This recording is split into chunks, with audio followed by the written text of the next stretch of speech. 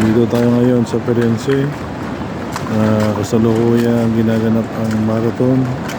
At dito ay nagbibigay ng mga inumin para sa mga players. Basta na lang itinatapon yung mga plastic, glass, pero may mga tagalinis.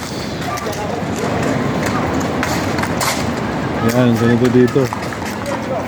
Pagka nagkaroon ng events, ang buong municipal ay nagtatrabaho kasi organized ng gobyerno ito.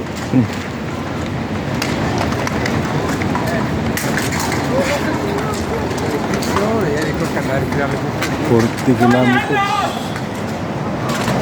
Ayan, may tabi ng ilog, Arno River. Tapos umiikot yan sa buong sentro ng Firenze. At ito ang update para sa araw na ito. Maraming salamat sa pagsubaybay.